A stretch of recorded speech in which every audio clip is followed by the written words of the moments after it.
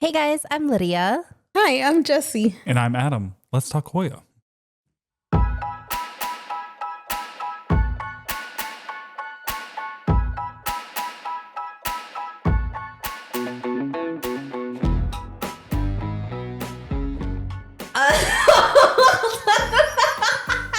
Hello. Almost said, hola, everybody.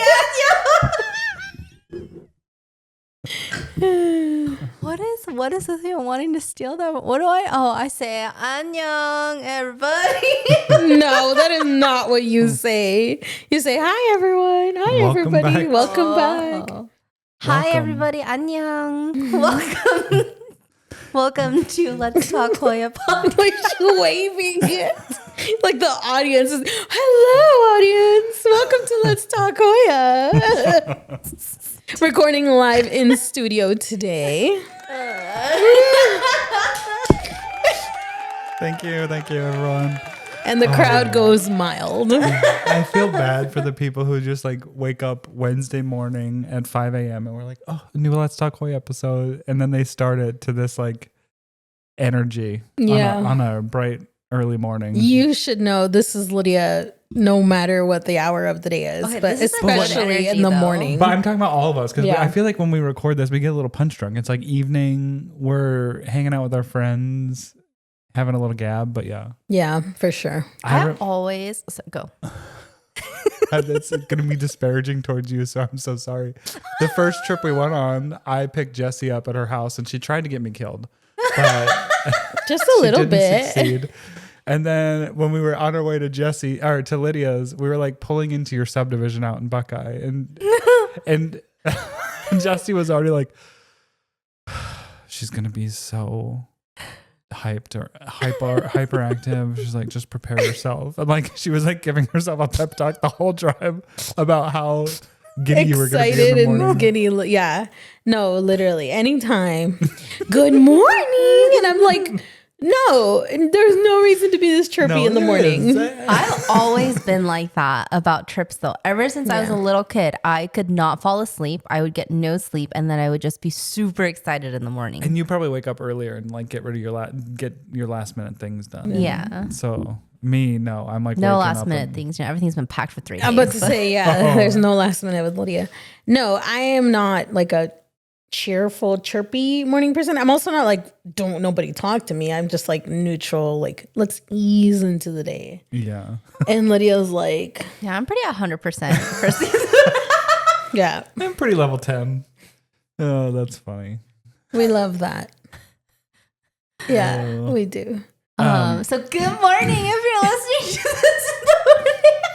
Okay, well, I was gonna say when I used to have a commute, my commute would literally be at like 6 in the morning, and on Wednesday, and usually the in office day I would go and would be on a Wednesday, so it would be the day the episode would release, and I really enjoyed hearing our voices, and it was always a great way to start the morning. I just have to say, Best part of waking up is It's Let's LTH Talk in your Hoya. ears? in your, yeah.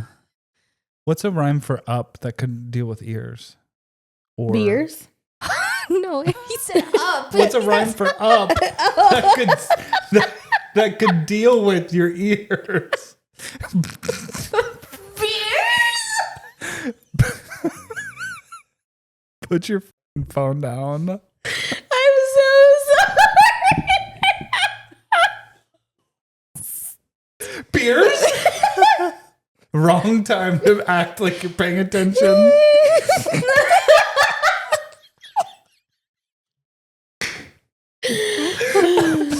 My bad. You just farm your wheat on your farm. Make some pale ale. I'm on my phone. It's not even my tabby.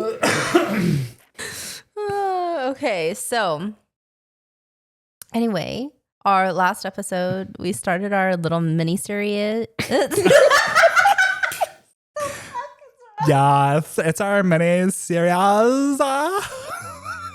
And the first one was Lydia. No, I'm sorry. I think it's because I'm talking so much all day. I can't even like form words anymore. Holy. Okay. So last week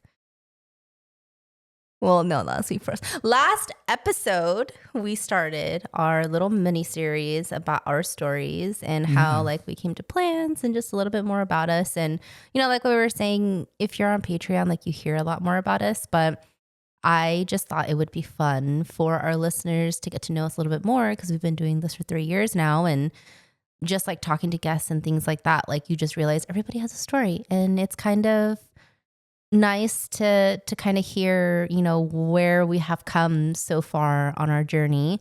So I did a little chit chat last week. Thank you everybody for listening. If you listened, if not, that's okay. But today we are going to have Adam share with us. Well, lucky for you, I'm going to be completely flying off the cuff. So well, this it's your is life, very casual. Yeah. But yeah, plants weren't something that I grew up with ever. I mean, I do remember being young and seeing like bushes outside. My mom loved peonies. So we always had like a peony bush where we existed. And then you did the corn work. Yeah. That is plants. That is plants. You know, you're right. I was a farmer. Corn work. I love that you just said it like that. Isn't You're it from corn? Nebraska. You did that corn work. We detasseled, yeah. So we pulled the tassels off. I was going to say de-husking. I wasn't sure, so I was like, it's corn. I also never knew that was called tasseling until you. Yeah. I actually didn't even know it had a name. I didn't know there was a job. I didn't know you had to do it. I just thought the corn showed up anyway. Yeah. Well, no, like, so husking would be taking the husk off the corn, which is everyone does when they buy. But like the tassel was like basically making the plant sterile. And I honestly think we had to do it. I don't really know now, but I think like thinking back to like big seed and all of that in agriculture. Big farm. Big farm. I think that we were doing that because like with soybeans, like Monsanto stops farmers from having like this passed down generational seed. They can only use it 1 year, even though it reseeds or whatever. I don't, You're not allowed to have heirloom seeds. That is crazy. So how do they even manage that? Did you never see Food Inc. on Netflix back in like 2010? No. They send people out to these farmers and like make sure that they're not keeping the seed, that they're destroying them.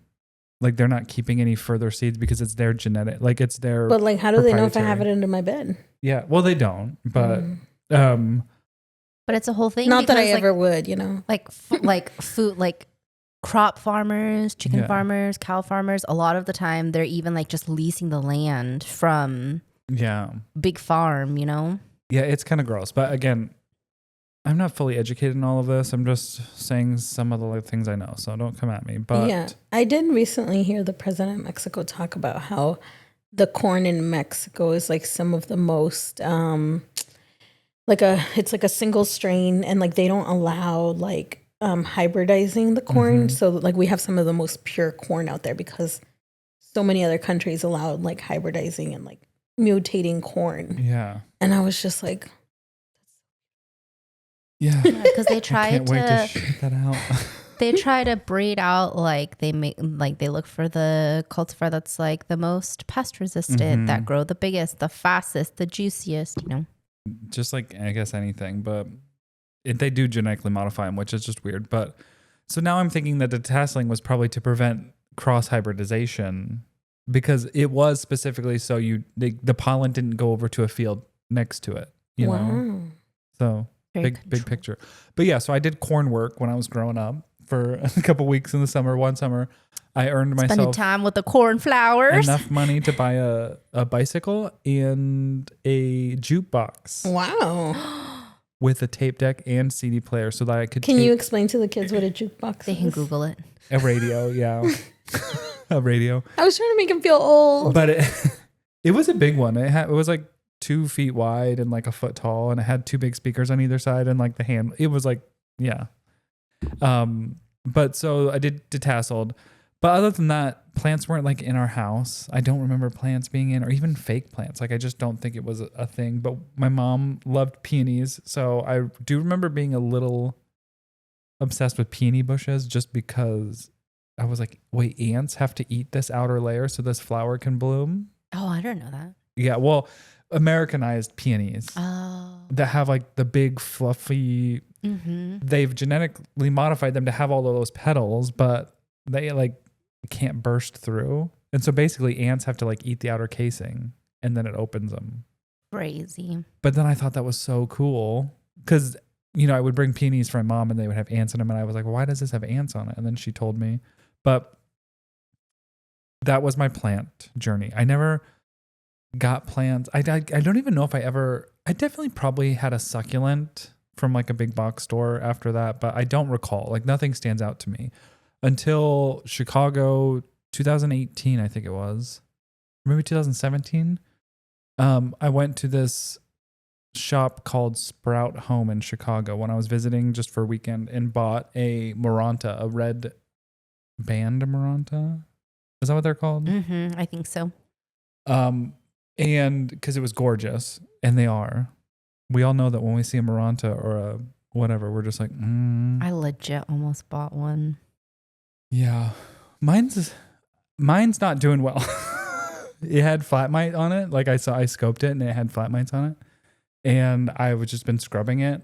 So I didn't know that I could get flat mites like that. I feel like philodendrons don't get flat mites. yeah.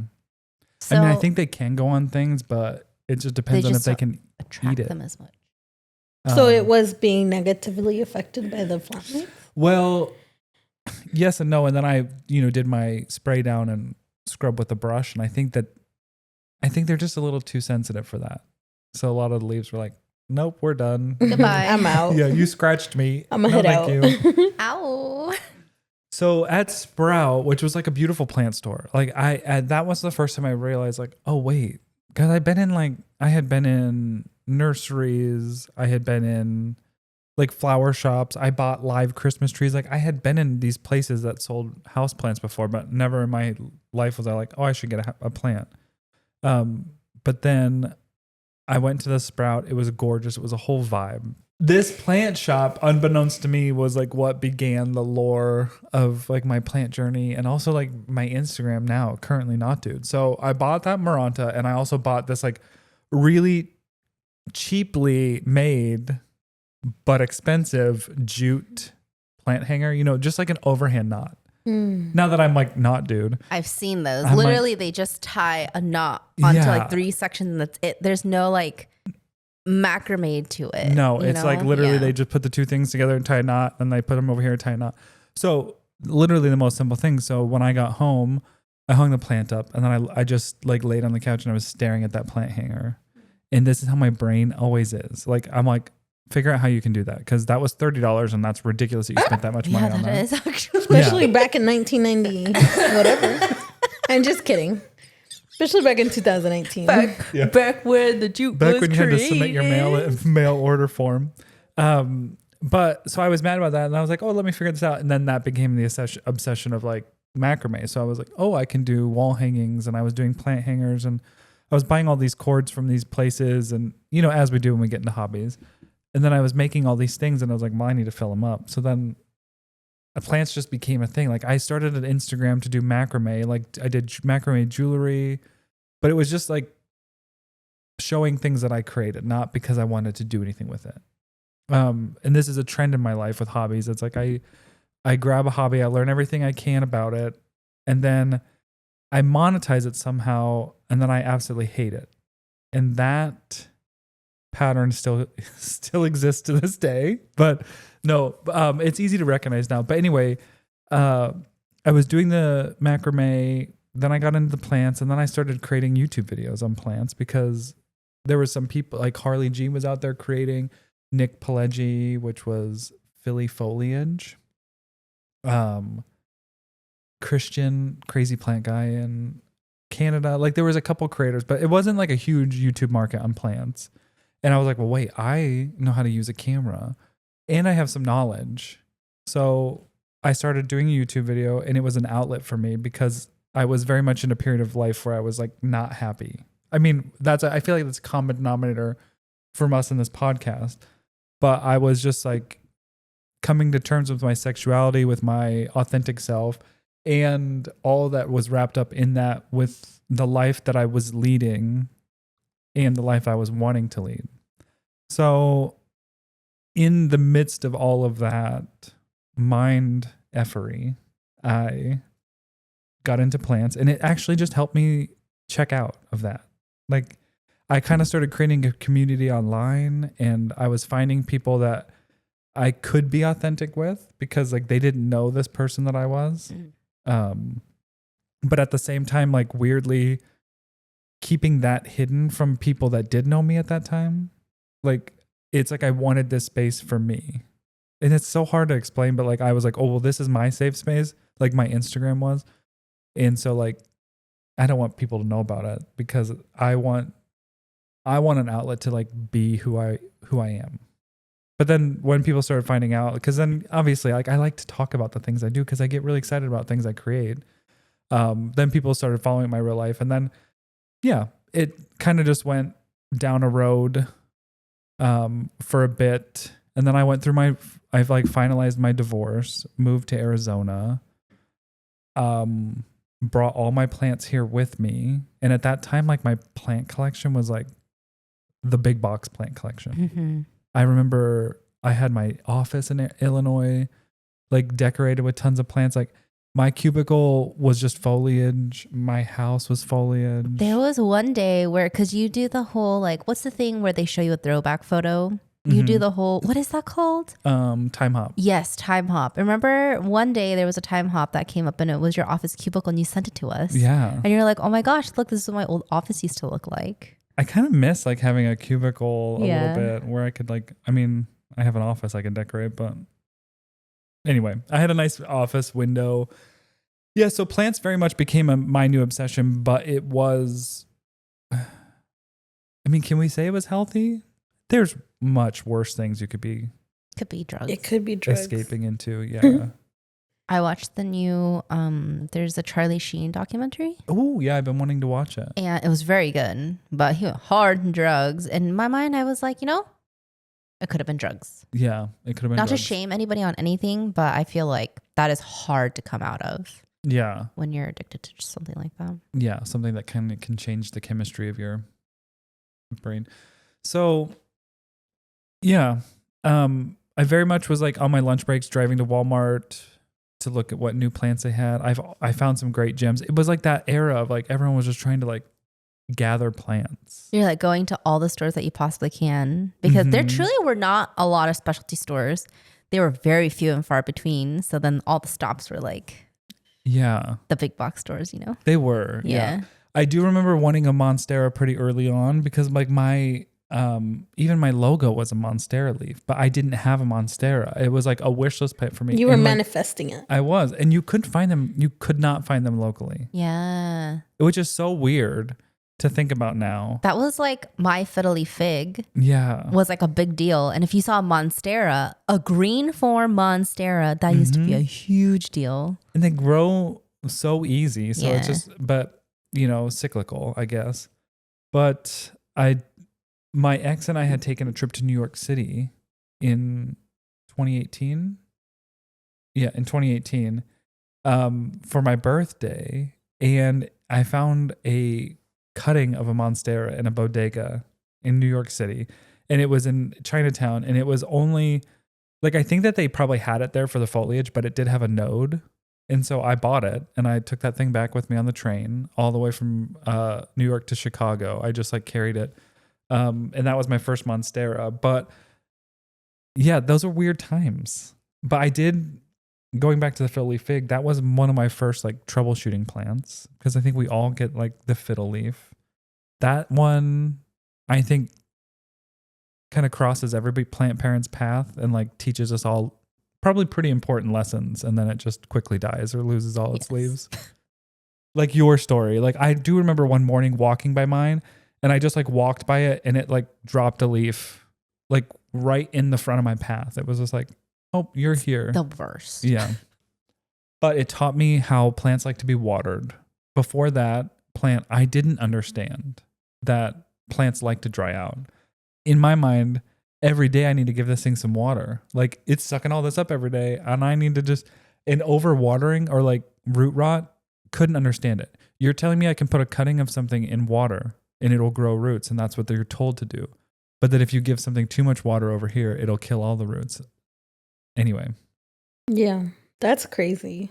But propagating was what like dug the claws of this hobby into me. Like when you propagated your first plant, like it was a feeling like no other to me. Like when you see the first root come through and you're like, oh, it's doing something. Yeah. It's like life, you know? It's like, I feel like it would be. It's like life. It's like I feel like it would be like creating fire. Like Yeah. if we were able to start a fire by getting kindling and like rubbing sticks together, like that's how I felt propagating, because I was like, wait a minute, out of this, like out of nothing, I have a whole nother plant. And so I really loved that about the plants. And that was probably what like really sunk my heart into it. Then we were in the consuming stage, but a lot of the consuming was because I wanted content for YouTube. I wanted content for Instagram. I wanted these plants and to learn about them. And I very much like kind of darted into like peperomia territory. I was really obsessed with peperomias because they were easy to tell when they need watered. They were very like thick-leaved plants, but when they were, you know, the taco test, when they need water, it was very easy. So those ones were like, that's my plant. And then I got a big Hoya, the Carnosa. Before moving to Arizona, I participated in like a secret planta. And my person that I got wanted a Hoya obovata, so I bought one from eBay. And that was like the first Hoya that I actually bought. No, that was a lie, because my first unboxing video was a Steve's Leaves Royal Hawaiian Purple Pubicalyx. I was going to say, yeah. So that was the first Hoya that I bought. But then I got this obovata because the person I had wanted it. So then I bought it, kept part of it. They got part of it. And then I planted that thing. And when I got to Arizona, that thing just popped off. Like I can't explain it, but it didn't do a lot in Nebraska or in Illinois. We got here and I just had it like from the U-Haul out onto the floor, like right in front of this window right here, this east window. And within like 2 days, it was popping out 3 different like growth points. Oh. And I was like, dang, maybe He's the flat mites that were probably on it died in the U-Haul. Yeah. Like, they probably got too hot. Yeah, so Hoya just kind of stuck around through the ups and the downs. And eventually I feel like it was just what they just clicked for me. And there's such a variation in Hoya. And I didn't know it back then. I know more now. You know, when we started, it was still a lot of the same type of Hoya. But they all just came in different shapes and sizes. And I thought that was so cool. You know, you can get philodendrons and they all they obviously a lot of different shapes and sizes there too, but kind of all grow. It's more of like for philodendron, I feel like I always felt like it was like the leaf pattern or the shape can change. Mm-hmm. But there is something about Hoya, how like the texture, the thinness to thickness, or like there's so many, like the way they grow, they bloom, they flower. Like, you know, I'm not trying to hype up Hoya, but you know, it is a Hoya podcast. Yeah, hype them up. But and yeah, you know, like there's just, I don't know. Once it clicked, Yeah. like I know it, like once it clicks, something clicks. in Hoya, and I think that like they'll forever be my favorite genus of plant. But and like even seeing the little leaf grow, like with philodendron, a lot of times you when you get a new leaf, like that thing has, which is I think this is so amazing and beautiful, but like it has like grown and created itself in a sheath of the previous leaf until it like starts emerging. But most of the time you get like the Cinderella stuck in the slipper. Yeah, the slipper. Oh, that would And always then- stress me out so Slipper elbow. bad. Yeah, and I'm always like, I'm annoying AF, so I'm like, let me help you, because that's what Adam does. Like the locust, let me help you out of your shell, and I'll rip every one of your legs off while I'm doing it, and then I'm gonna cry for days. But anyway, so I just kept ripping leaves off. And Hoya, you would see the little tiny leaf there, and then it would start getting bigger and bigger, and it was like you could watch it from like the inception, I guess, whatever, to growth. I just loved it.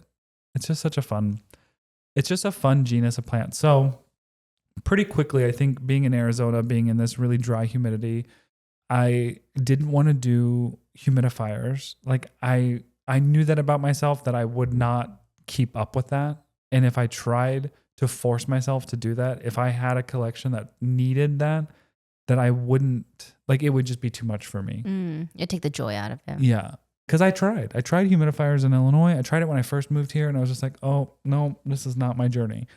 But I did focus on getting some things that made my life easier with my plant care, because at that point I was kind of moving more towards like passive hydro, and the whole pH balancing nutrient solution was very important to me to do it correctly. Like, if I'm going to do this, I want to do it right. And so one thing that helped me with that was just getting a water service. I live in a city that has it, and so that's a privilege that I had, and that has helped me a ton. But I just knew humidifiers were not going to be my thing. So once all the leafy plants started dying and the Hoyas stayed around, I started just replacing them with more Hoya. And then my friend Lydia and Jesse created a plant shop. And then you guys started selling Hoya a lot. And then I started buying more from you guys and then trading. So, but also though, I remember when like the humidifier, it wasn't just like, oh, maybe I'll do this. Like, there was a point in the plant community where it was like, you must use a humidifier, and it would be like, this is the humidifier I use. This is what, I do. And it was all about like pebble trays and like you had to do it. It used to be an integral part of pebble trays. Being in the plant community was you had to have humidity. We're all just misting the shit out of our plants every morning. Every morning. Molding our houses. Every morning. My first mister was like one of those like really cutesy glass ones that just had like a hole for your finger to go through, and it was like a push button. Yes. And I remember could never. I was walking around my house, be like, I had to fill it up every like 10 pumps. Same. My finger was like losing blood. But then it was so cute because then you'd like set it on your table. Self-care. And it would be like such a little vibe, Self-care as you go around. You're like, oh, that's dying. I think I tried humidifiers for like 30 minutes. Yeah. And I was like, nope, not going to happen. Yeah. I was so committed to humidifiers that literally I got like the wall installed ones where literally like you like drill them into the wall and then you hang them on the wall, because I also couldn't be bothered that the humidifier would take up space where a plant could go. And I had those suckers hung up on the walls in my house. Listen, your skin probably was thriving at those moments. I don't know. I didn't know they had wall ones. Yeah. And it had like this little knob that you could like turn wherever like you a little wanted nozzle. Yeah. But they lasted a long time. Yeah. At least 2 days. Do you remember like sometimes at least 2 days? No. The plant influencers back in that time would like post videos of like their apartments, and it was like foggy. It was so humid. And yes, I'm like, the mold. That's all I kept thinking of. The black mold. But paint over that. It's good. Just look at a little Kiehl's primer. Yep. Paint over it. Get a little bleach. Hoya were what kind of got me into passive hydro, because I placed that order from an undisclosed location, and I had spent more money on Hoya than I had ever, like a plant that I had ever thought I would. And it was my Hoya obovata intervariegated with splash. She's still around, years later. So I was like, good investment. But I remember I emailed or messaged Jackie in the jungle, because she lives in Arizona, and she was growing things in LECA, and her plants were freaking beautiful. And I was like, I ordered these plants. I probably, like, thinking back on it, I'm so embarrassed by that message, because I'm just like, just something super basic. Yeah. And here's Jackie growing these amazing Hoya, and here's some weird guy coming in being like, do you think LECA is the smart decision? Because some people say it's not good. Because at that time, people were like, this isn't a long-term solution. There was no information about. No, we had LECA Minimalist Callie was creating videos on passive hydro. But that was the only creator that was really doing it. That wasn't like a gardening, actual hydro channel.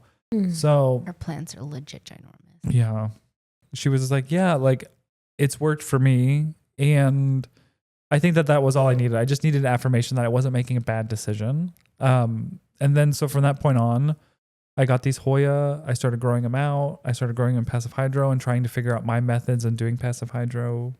But what was your reason for leaving passive hydro or LECA?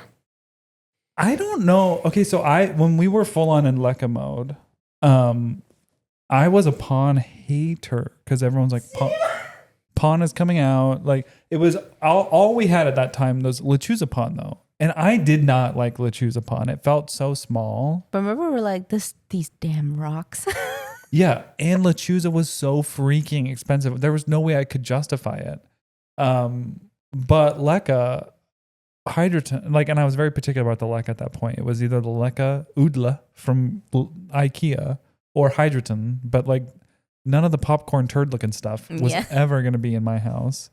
Which now I'm like, well, maybe that would have been better because the jagged edges, like, you know, you think about engineering and trains are built on these rocks, like these pounds, because that kind of creates the ability for the trains not to like erode and like it. I mean, it's. I did not know that. If you look into like why there's basalt rock on train tracks, it is amazing. I thought it was because they didn't figure out pavers yet. No, it absorbs That's the motion, so you don't have like the unevenness. Anyway, so then maybe the uneven Lekka would have helped keep things more sturdy because what my issue probably was, would have filled in the gaps and stuff. Yeah, and they kind of interlock a little bit more. My issue with the Lekka was that like some of our plants, especially like the trailing Hoya, like some of them would just like pull during like you take it off the shelf, it would just pull itself out. You're doing any kind of care, it just was not very sturdy. Like it would be sitting on a shelf and you could just see more and more of the stem coming out, and then like you start seeing like roots. Yeah. And so I started switching to pawn. I don't know when. Was it from you? I feel like it was probably in like 2021. No, my friend Steve. Yeah, I've killed that Steve. Brought me a bag of Lechuza, and that was the first pawn I ever tried. He bought some and he was like, I'm never going to use this crap. Because you know his attitude. He was like, I'm not using these stupid rocks. So he brought it to Arizona in 2020, in the end of 2020. So that's when I first started it. But then I still was kind of just like, until like, I think your recipe for pawn, or maybe I got some from you. I had to have, because it was just Lechuza, and then I think I brought you some at one point. The recipe. Because maybe we were talking about like how Lechuza was really small. Yeah. And I never recognized that until I bought a plant from someone where it was in Lechuza. And if you use Lechuza, that's great. But the pieces are very tiny and you can't put them in like a net pot or anything because they just fall out. Yeah. Yeah. That was the annoying part, is a net pot. Because Lechuza pots was not spending the money on those. They were expensive. Oh my gosh. Still are, I'm sure. But then Lydia, your pawn recipe is like my all-time favorite. Like, I don't know. I mean, the size of the rock, all of it. So that's what I've been using ever since with my passive hydro. But it wasn't like, I don't remember being like, ooh, I don't like Lekka. I think we just kind of fell out of love with each other slowly. Like, got annoyed about them being all over the floor, stepped on a few, hated it. I think we just started to hate each other. Things to step on in this order: Lego, Lekka, pawn. Which is worse? Lekka and Legos are a different kind of pain, though. That's what I'm saying. Which one's worse? Lekka's more like a deep pressure massage, I feel like, and a Lego is more like pointed. Sharp angle. Yeah. So which one is worse? I say Lego. I would say. Yeah. Lego, Lekka, pawn. Yeah, that's my order. Same. But yeah, and then like Hoyas just started growing really well for me, and everyone always came up and was like, or would comment on my videos or photos like what are you doing? What are you doing? And I honestly didn't feel like I was doing anything special, but I guess when I look back on it, I do very much want to do things correctly. So like from the jump, I was like, I have to pH balance, because I saw the chart that said, you know, these macro and micronutrients will only be absorbed if it's between these pH balances. And then I immediately was like, well, I need to make sure that is the thing I focus on, is the pH balancing. So I give these plants the best chance. And that is, I guess, my secret is plant science, which, I mean, is readily available out there for people. And I know that some people just want to do an easy thing, and I get that too.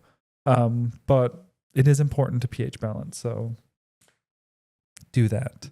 But yeah, I still have things in Leca to this day, like the original Obavadas, and she's still in Leca. We've talked about this before, but there is something about Leca. I would have a lot of root rot in Leca, where like all of the roots would die though. Yeah. And I can't remember what episode we were talking about this, but we had talked about this before. But once you have a plant that's fully established in Leca, it does great. Yeah. That's the thing. Like I literally have a silver dollar that's in Leca that was yours, that has probably been in there for the last like 4 years. Yeah. And it's not going to go anywhere. Like it's going to stay there. Is she still growing and beautiful? Yeah. I'll have to send you Yeah. It literally has gone up this whole trellis. I have plants hanging in this window, and it has wrapped around the plant hanger, and it's now going to the other one and trying to find its way all the way over. I love that. Do you have Lacarosa SR 2010-55? Yes. You asked me that last time. I know. But now mine actually died. I have 0. Sad. I'll bring you know. some. Say that I'll again bring 3 some. times really fast. The name.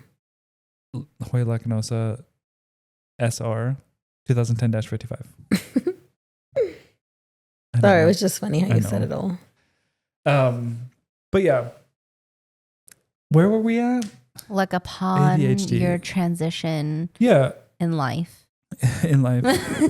So pawn is just, it works for me and I really like it. And so I think I'll forever grow in it. But now I'm tossing some things into soil. We're trying new things. I just moved like a dozen plants into soil this weekend. Did you? I'm just anxious about root mealies. That's my only thing. Like, cause How do you treat it? yeah, so I want to make sure things are cleared up before. So the ones that I'm putting in soil, I'm like keeping away. Mm. But yeah. See, the thing that I always hated about soil was the fact that you can't see what's going on, because I would never put them in clear pots. I would just put them into a pot that has a hole in it. But I put all of my plants into a clear pot and then put them into a pot. So then if something happens, like I can see it, you know, instead of just trying to guess and see what's happening. Yeah. Yeah, that's a good idea. Cause like it just, I like to see the roots anyway. But yeah, I don't know. Like, I don't know where my journey is going now. I think that my collection, like I look back at videos and sometimes I'm like, holy shit. Like At your peak. Yeah, I remember. Like I remember how you guys would come in and you'd be like, or I'd post videos online. People would be like, "Holy crap!" But I didn't ever see it like that because I think that I was just living in it, and I dealt with those shelves every week. But I look back at some reels that I filmed like last year, and I'll be like, "Oh my god, is he okay?" Because like the shelves were full. Yeah. And then those plants were also full, but then mites take over and all of that stuff. But I think right now I'm reaching like a healthy relationship with plants. And yeah, I don't know what else. Well, huge. I did join the shop with Lydia for a year growing Hoya. And that was an experience to figure out like how we can prop a lot, which was also my favorite thing to do. When we did the shop together, I always told Lydia that, like, she was like, this is my least favorite part of all of this. And I was like, it is my favorite part. It was like the best of both because like, I didn't mind like sticking things in prop boxes and having them until I did, Yeah. I guess it's fun until it's not. Yeah. You know what some of my favorite things are from that time was all the reels that we made. Yeah. Because those are like, because I feel like all moments in your life are kind of blurry. Like you never fully remember them. That's just how our brains work. But it's like something about when you make a video or something, that moment is like memorialized forever. And I love going back and being able to like look on the feed and see like those moments that we had. And those are some of like just my favorite moments. Every time I go to the post just office, I just remember when we did that reel. Yeah, and then we opened the door and they slammed together and we're like, oh shit, it breaks. But yeah. And see, when my mom meets you guys, that's the first thing she's probably gonna say is that skipping videos. She is like, do you remember? She's gonna ask us to recreate it live. Yeah. She's going to be funny. like, hey. Did you ever learn how to skip? I do know how to skip. It just looks different when you're my size. It's because I'm closer to the ground. It's more of a, graceful leap. No. Graceful. Then wouldn't that be a graceful leap? You just look like a skedaddler. I don't know what's going on. But yeah, I mean, ups and downs with plants. There's been moments where I'm just like, I don't want these anymore. Ebb and flow. Yeah. Yeah. But even though I might feel that way, I just don't think that that's ever going to be a thing. Yeah. And so we're finding our love again, and I'm being choosy about what Hoya I want to keep. And even like now I'm like, oh, there's some I wish I had. So like I might just be like, hey, Lydia, go through your collection or send me a list and You let's just figure come out. over. Yeah. I feel like that would be scissors. fun. We won't come to your house. That's okay. I'm just kidding. She got a silver sword. We can take cutting of that. Okay, but Clutch, I give Jesse such a hard time, but I have gotten some wonderful plans from Jesse recently, and I am in love with them. So You're thank not getting you. silver sword. I've Even if you talk it up. I mean, bestie. Isn't it gorgeous?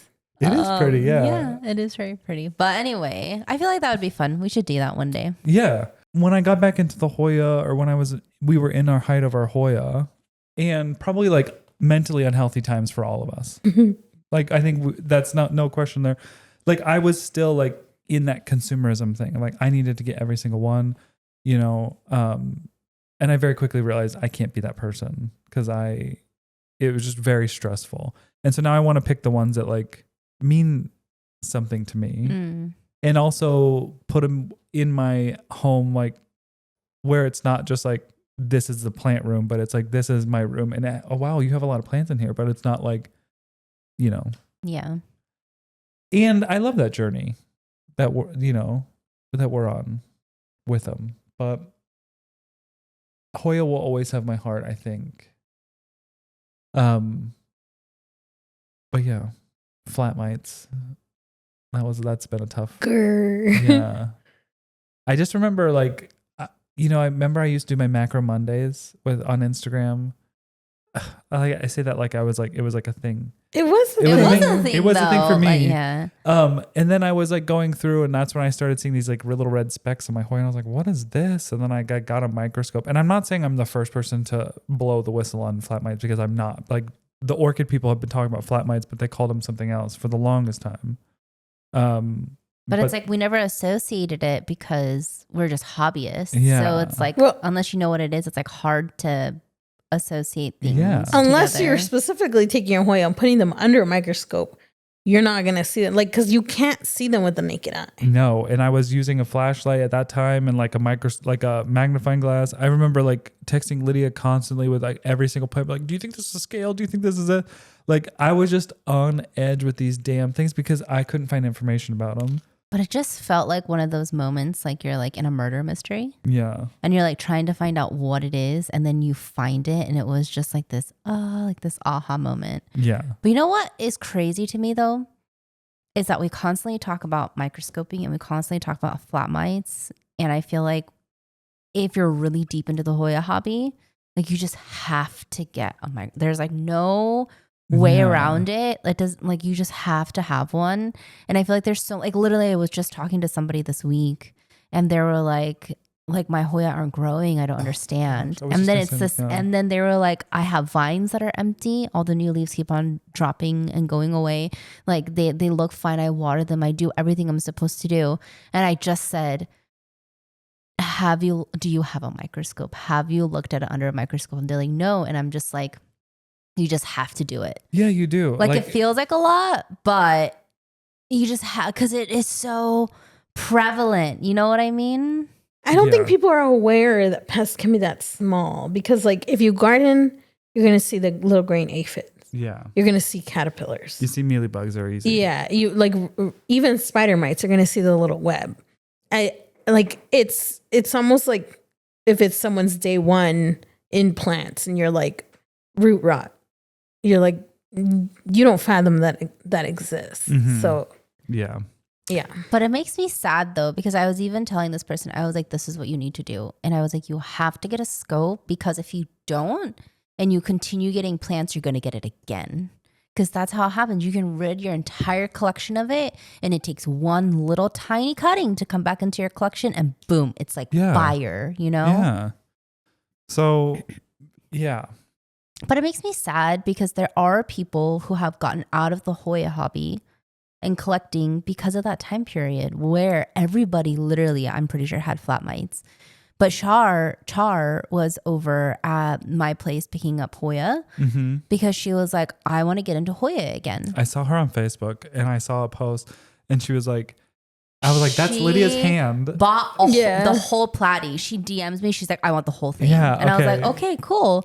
And then she was like, and then we did a trade. And she was like, I want to get more Hoya. So I just cut up a bunch of stuff and I put it in a box and I gave it to her. Nice. But she comes over and she was like, I want to get back into Hoya again. I was like, well, when was the last time you were collecting? She was like, 3 years ago. And I was like, that was the height of like the worst time to collect. She was like, it was so frustrating because like they would be rooted and like nothing was wrong with them. And I was doing everything, but they wouldn't grow and the vines would come in, they would die and this and that. And I was like, you had flat mites. Yes. And 100%. so many of like the online Hoya sellers, like the big names and like groups, were like giving people plants with flat mites, and you would tell them and they would be like, well, it's hard to keep everything clean. It's like, okay. Yeah. And I was telling her, I was like, these plants are clean. And she was like, I still have like 10, 15 Hoya left. And I was like, you want to keep them separated?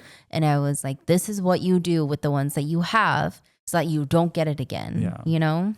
Yeah. And I think that I've also come on a journey with the flat mite. I don't love that they're around. But I think that I just think that it's impossible for me to think that I'm just never going to have them. Now I need to do common sense care to keep them at a manageable thing. And like when my plants were so huge and these shells were full of foliage, that was very difficult to treat. And I'm not wanting to like spray a lot of sulfur. I don't like, it's just my own decision. I'm not saying that that's everyone's thing.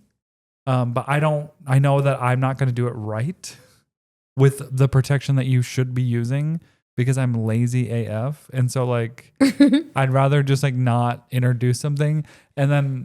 And it's like, I don't even care about myself, but I just care about my pets, which is so almost like, I just don't want my tire patches to like get sick from it. Remember that one time before we started selling together? We're like, okay, this is it. We're going to rid everything. And we're going to spray all of your plants down with sulfur. Right in this alley back here. And I came over and I had those like the cow insemination gloves basically. And he was just like, what the hell is that? And I was like, it's not supposed to get on your skin. You're supposed to cover it. I was putting them on my legs and everything. And you were just like, what? And I'm like, yeah. I literally went to the airport with my hands smelling like sulfur because I sprayed them down before I went on a trip. Yeah. And I was like, I'm going to get, And I was like, I'm going to get like taken off the plane for smelling like sulfur. I remember one time coming over to Jesse's place and she was spraying Captain Jack's in her office. And I was like, what are you doing? She's like, spraying my plants. And I was like, too. Jesse, look at me. We're both still here. Look at me. I did that too. And like, you think like, okay, your skin absorbs things as your biggest organ. And then you're spraying, like, I don't know. I get really anxious about that now. Not that I'm turning into some crunchy granola, but like, I don't know. There's just there's a balance. Yeah. But when I live longer than you guys, I'd be like, it was probably the bleach. Miss Girl over here gets sick like 10 times more often than I do. It was probably the bleach. It's probably the bleach. Yeah. But I do remember one time like coming over and you were just like, I'm either going to finish with flat mites or I'm going to finish with Hoya. Yeah. You were like really like dejected almost. Yeah. And I was just like, I wonder if this is it. This is the end of it. Yeah. But I think we're in a healthy relationship now with it all. Like a healthy balance of like, there's probably going to be pests. And it does suck because I do want to like share my plants with people, but I'm always like, yeah, this probably has flat mite, but like I'm doing what I can. It's like one thing, like like you can share it with people and like tell them. And if you feel confident enough that they know what to do to take care of it so it doesn't spread to their collection, then that's great. But I feel like if you don't know, like I could get a plant from you and it would be fine. Yeah. You know, I'm not saying that like I know how to do everything. I'm just saying like I've just You found take your through precautions, experience, like, you know, I'm going to take the 10 extra steps because I know if I get it on one, then it's like, Do a little extra work at the beginning. yeah. Yeah. But then you don't want to like do that to people where maybe you would think that they wouldn't, and then it affects their whole collection. Like I know how that is. Like I know where you're coming from. Yeah. So I don't know. I did cut back a lot, but a lot of that was just to manage the pests. And then once I can do that a little bit, once I got that under control, I do plan on like making bigger Hoya with like the ones that I really enjoy. So one of our listeners of the podcast did a plant trade with me. Mm-hmm. And she was like, you know, I've been hearing that you've been wanting Hoya with green blooms. Ooh. So I got a Hoya Chloraluca. You did? And a Hoya, it's the Hoya Chloraluca var Chloraluca. And then there's the Hoya Chlorantha. Chlorantha, yeah. You got both of them? Both of them. They're them. just little Okay, everybody send good vibes so I can get a plants. cut. But literally I was like, I hope they'll bloom for me one day. And then she was like, I believe it will for you or Adam. Oh, I love that. Oh my gosh, I cannot wait. I That is know cute. that I have not gotten a new Hoya in a long time. And like, I haven't really been asking for trades or anything like that because I've just been like getting settled. But when she was like, do you want to maybe do a trade? Like, it was exciting. Like I was excited about it. Yeah. So, Well, you posted on your Instagram stories about your like Medusa on a shelf in its little pot and something else. And I just like, I got the ting from that post because like the Medusa is such a cute plant. it really is. I love how that thing grows. And I think about whenever I see that, I just think about my bedroom plants and like my linearis is blooming. So here's your encouragement to try again. Like linearis, loved it, was the first Hoya I had. Flat mites destroyed it. It sucked, never grew for me, never bloomed. And now I have one that is like growing Same though. beautifully. And I have Yeah. at least like, I would say up to 5 blooms open on it currently. Wow. Okay, literally someone sent me a follow-up of their Medusa that they like just got sometime this year from me, and it was just like the first 4 leaves, and look at it. Yeah. Gorgeous. Let me see. I just love the Medusa. Remember last week I was talking about Wow. she's also the one that has the Coriaceae silver that's like gorgeous, big, beautiful, Oh, like yeah. But she always sends me updates. I love it. But yeah, we've been on a journey. Oh, dang, that is a beautiful Coriaceae. Isn't it? Is that yours? No. Oh, she I was like, literally got that 2-leaf cutting last year. Yeah. Wow. Could never be me. But yeah, I think with anything, plants have taught a ton of lessons, a ton of Yeah. patience, perseverance, just like all the things. And I'm glad that I have this hobby because it also has brought like all of these beautiful people into my life. You guys, I would have never, like, I don't imagine a world where we would have run into each other if plants weren't involved. No, Maybe because in your naughty phase or something, you know? Not KNOT. Oh, I was like, excuse me. No, wrong team. Wrong Lydia. gender. I don't know where. I don't think you're on my. If you're like at a craft fair, like, you know, No, but honestly, and I think about those things, and it makes me so happy to like have plants. That's freaky. What Yeah. if we never met? Where No, would seriously. our lives be?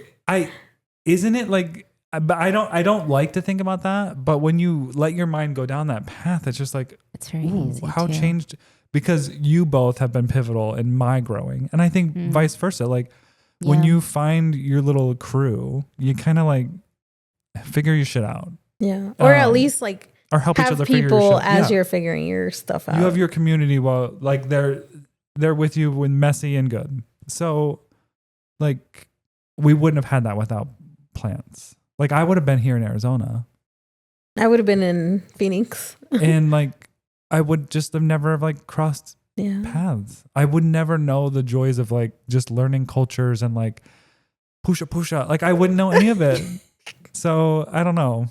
It's all grateful. And like also all of the people we've met along the way too. Yeah. It's insane. Yeah. So I have a question for you. Yeah. If there is one word or phrase that describes your plant journey up until now, or how you currently feel about plants, what would it be? Ooh. I feel like I'm in the one word. Or phrase. Rekindling. Mm.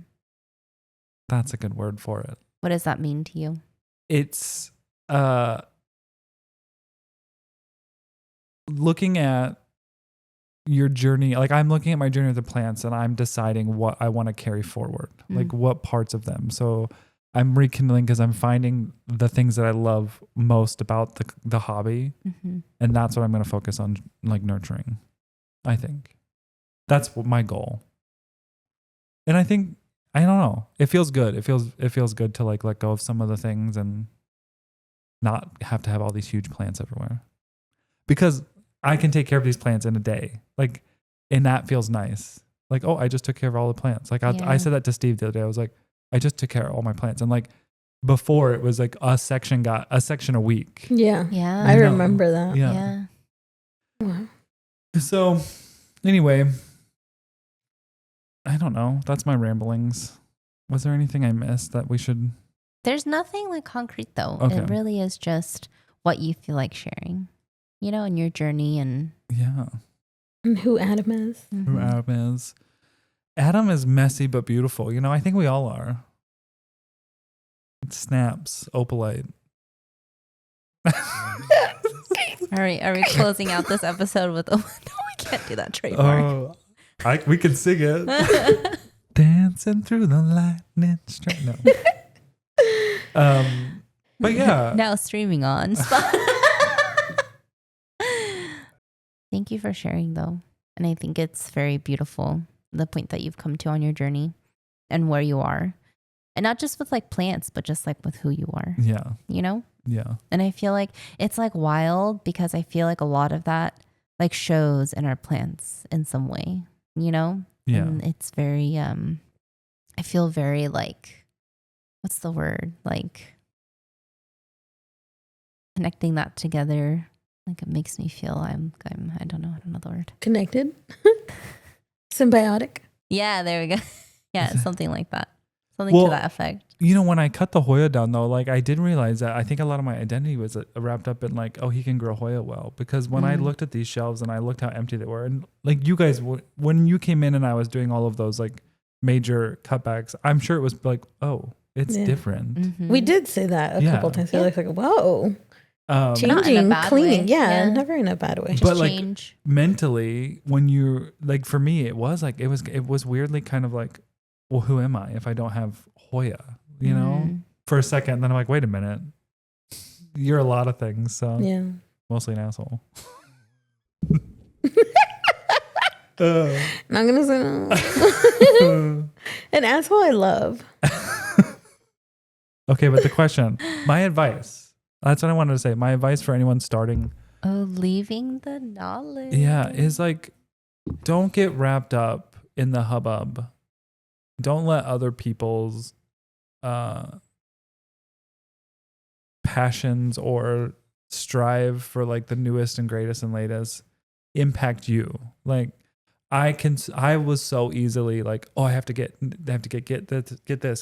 this. And I lost myself in that of trying to like have this status of sorts. And it seems so gross to say it, but I do feel like that's what at its core, what it was. It was like, if I have this plant, then there's a status. It's a symbol of my status. And like, I have this rare plant that I can grow. And I look back and I'm like, it's icky, but I can so easily fall into that. And Anyone I feel like can. I really can still. Like, I'm not impervious to it. And it's not something that I will never struggle with again. But that would be my advice, is like, just find those ones that you like And even if you still want to consume and buy a bunch of stuff because you like a bunch of stuff, that's fine. But don't do it for the reasons of like, I want to show off. Do it for your own joy. Yeah. Do the hobby for your own joy. I think that's important. Because I think the repercussions that come from like failing at that piece of it, like inevitably that stuff will not go well because you have too much of it.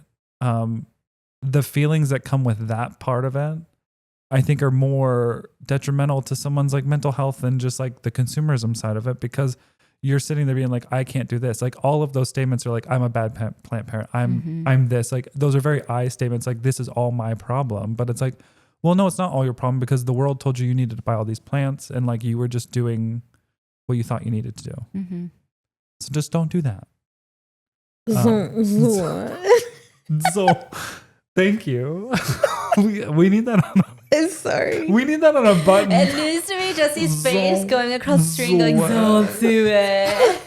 But there's just so, I mean, I just sit here and think like I wasn't very prepared to like talk today, but like there's so many lessons that we have just in plans. Like you had so many lessons in your story. You're going to have so many lessons in your story. Like lessons that we just don't even think about that have taught us things. Yeah, because they're literally just plants sitting here and yet doing so much. Yeah. On top of growing. Doing the most. But I feel like the wild thing is like, for me, not that this is, you know, my episode, but like for me, it's wild because when I was going through up until now, like some of my most pivotal moments in my life, like the plants have always been there. And I think that's what'll stick with me going forward is that like these were here for me regardless of what state I was in. And I think there's something to that. Yeah. You know? Yeah. It's a beautiful thing. Beautiful. And I love that we have nature in our house, you know, in our homes. 100%. Anywho, well, thanks for listening. Don't forget to follow us over on Instagram at Let's.Talk Hoya. And you can also follow all of your beautiful hosts individually. I am at Not Dude. I'm at thegreenplant.az. And I'm at Perritos y Plants. Adios. Annyeong. Bye.